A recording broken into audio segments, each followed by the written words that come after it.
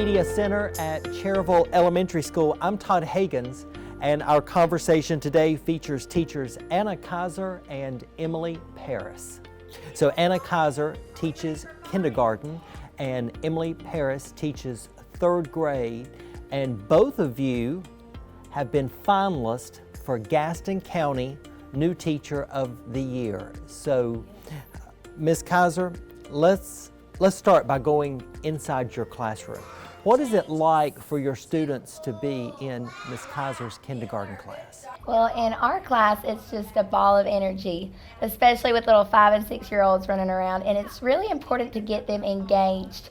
And so we do a lot of games, we do a lot of songs and dances, and we use manipulatives in our lessons to incorporate the fun and engaging things. And half the time, they don't even know that they're learning because they're having fun. So right now, we're learning our letters. And so it's like a race against the clock, who can guess the letter first and the sound. And they get so excited, and it's just really fun to see them interact and learn without knowing. So you really have got to have that energy, that excitement. Now, in the classroom, of course, you're serious because you're serious about learning, but you have to have that energy and fun so that students are interested in what's going on. So how does that look in your classroom? So third grade's a little bit different because we're a tested grade, but it is so exciting to see third graders still at an independent age where they can learn a little bit more independently, but being able to jump around the room and use manipulatives. Like I said, we throw balls around the room to do multiplication facts, and incorporating songs to learn about social studies and science. So that is still a very active part of third grade, but just a little bit more structure to it is what we have to do. So Anna, you are now in your third year as a teacher. And so what influenced, or who influenced your decision to become a teacher? So my very own kindergarten teacher really made me want to be a teacher, and I discovered my passion for teaching and being with kids in kindergarten. And her name was Miss Emelina. She's still a kindergarten teacher over in Cleveland County Schools at Springmore. And she was only a second-year teacher when I was in kindergarten. And just seeing that impact she made at only teaching for 2 years says a lot about her teaching skills.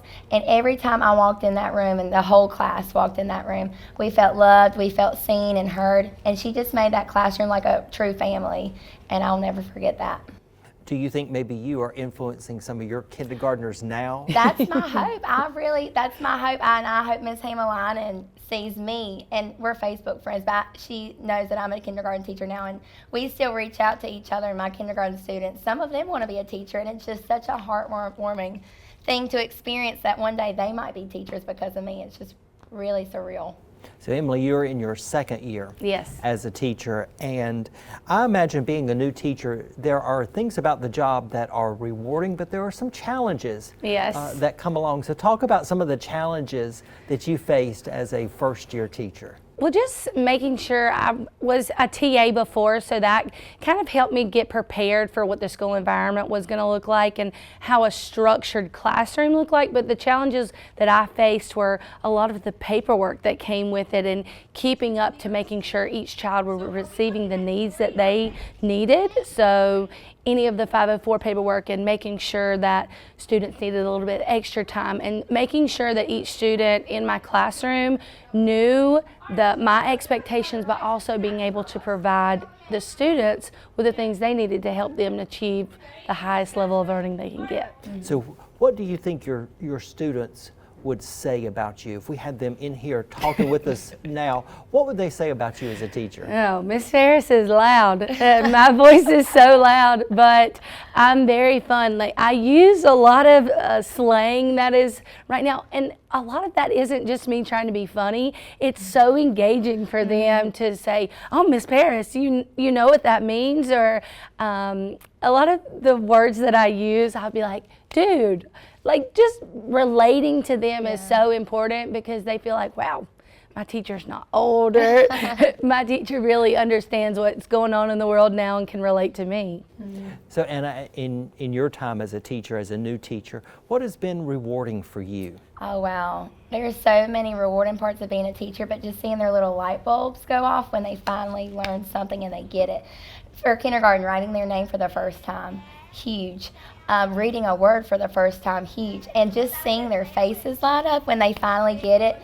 Not only do they get so excited, but I get so excited. And the funnest part too is the kids too. They're the biggest cheerleaders. Like when they see a kid that has been struggling, maybe on the certain letter, and they finally get it, the kids go crazy because they're their biggest cheerleaders too. So I just love the relationships and the light bulbs that go off when they finally get something.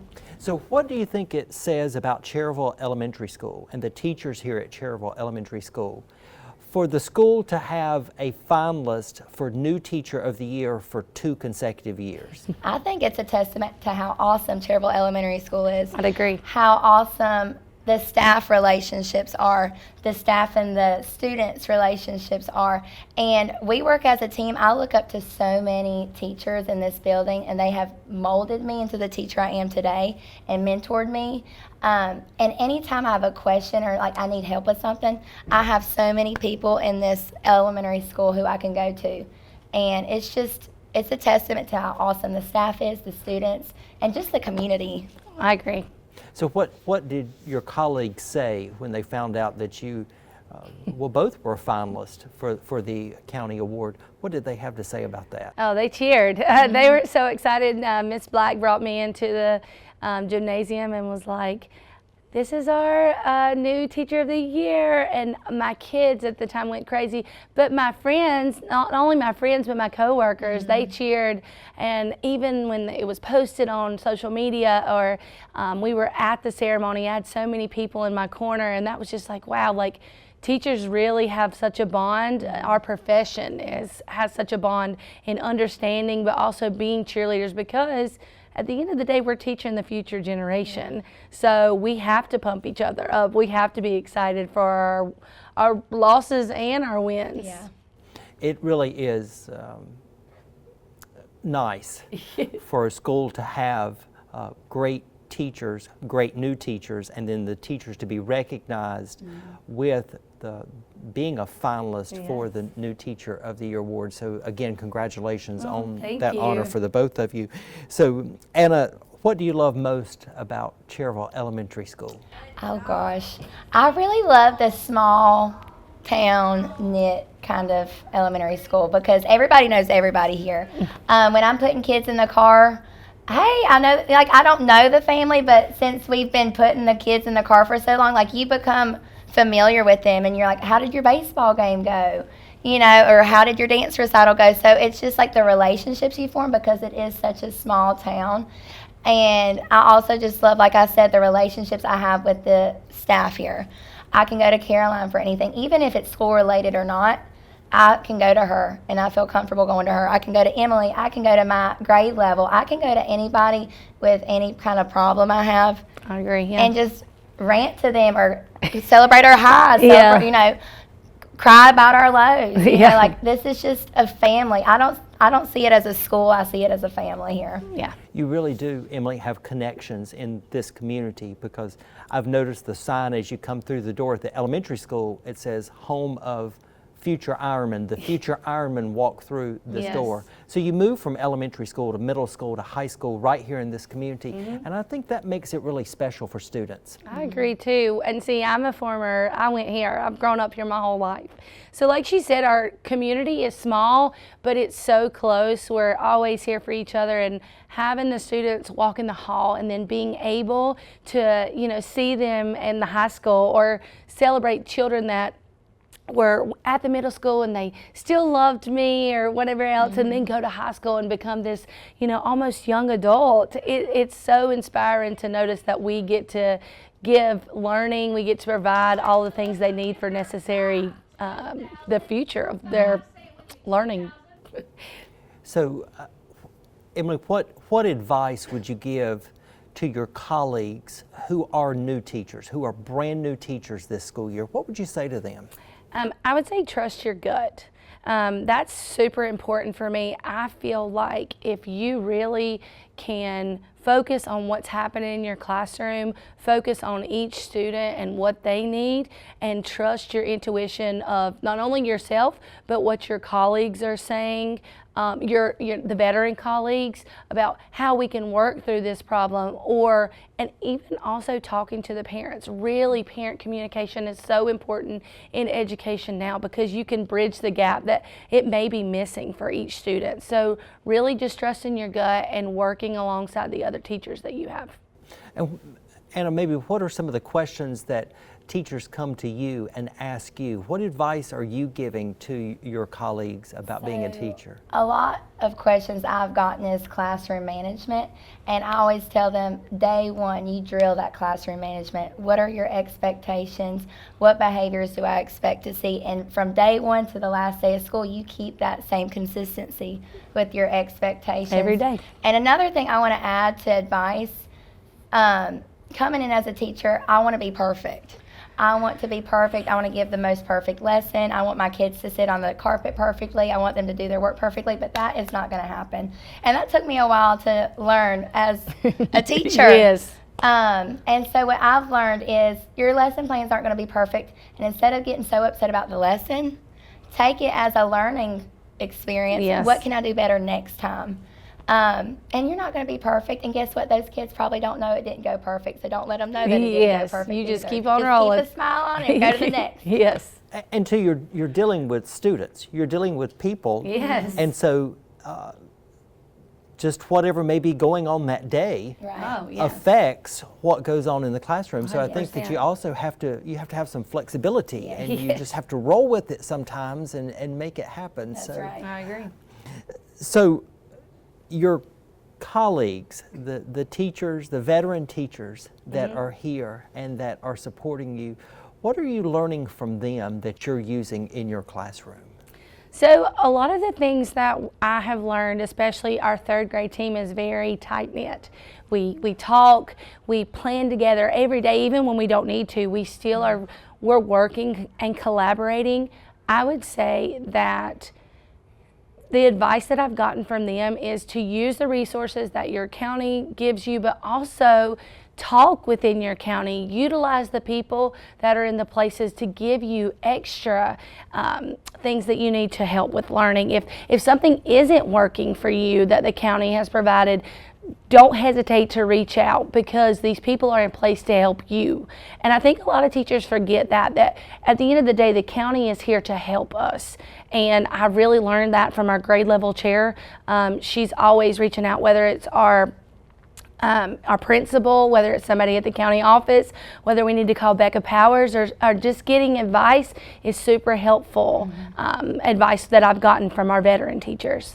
Yeah, I think, Anna, you probably realize that you're not on an island. You're not all alone Yes. with this, and there are people around you who can help you. Exactly. And this is my first year teaching kindergarten this year. I taught second grade the last 2 years. And so it's kind of nerve-wracking going to a new grade. But this kindergarten grade level, they are like my best friends right now, because I don't know what to do with these kids who've never been independent before. You know, it's a very big transition. And so their guidance, they're always, I'll just knock on their door, even if it's in the middle of a class. I need hey, help. I need you to help me. Yes. This kid just, I don't know, did something and I don't know what to do. Oh my gosh, let me come help you. And shout out to our assistants, because They're perfect. our kindergarten assistants too. My assistant, Lisa Avery, has been my rock through this whole experience too. She has been there for me. She's since amazing day too, one. yeah. So shout out Lisa Avery. So, Anna, as you think about your students and you think about being with them for an entire school year, and you get to the end of the school year, what do you want from your students when they get to the end of the school year? I want my students to know that they can achieve anything that they put their minds to. I want them to leave with confidence, and I want them to leave knowing that Miss Kiser is always going to be on their back and on their side, and I'm going to be their biggest cheerleader, no matter if they're in high school, no matter if they're 40 years old at their second job. Their wedding. Their wedding. Miss Kiser's going to be there rooting for you every step of the way, and I want them to know how much I love them. And so, Emily, what's your hope for your students as they move on to the 4th grade and beyond? So I have a lot of students that come in the first week of 3rd grade and say, I don't know what I'm going to do with the EOG. I'm not going to pass.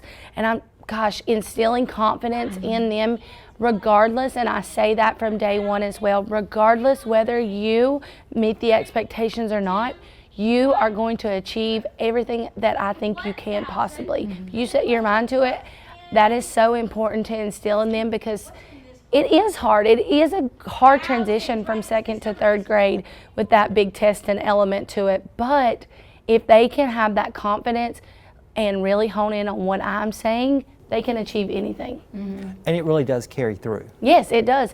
We start in the 3rd grade, and then we go all the way, up until 12th grade. So I'm that foundation for them. I'm that confidence boost of, hey, we're starting testing, but you can do it. You can do anything.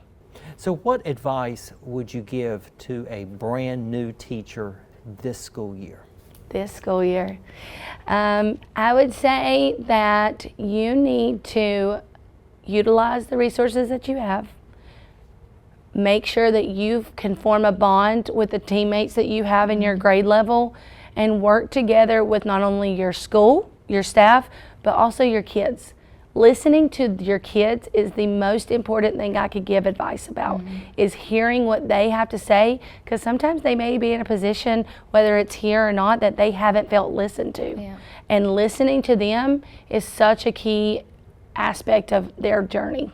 And I think you also would tell a new teacher, you have to have the parents on the team. 100%. Parent communication is so big as a teacher, because they need to know how their kid's doing, so how they can help at home. Because I always tell parents, we're a team. Me and the parents are a team, because our job at the end of the day is for their kids to be successful.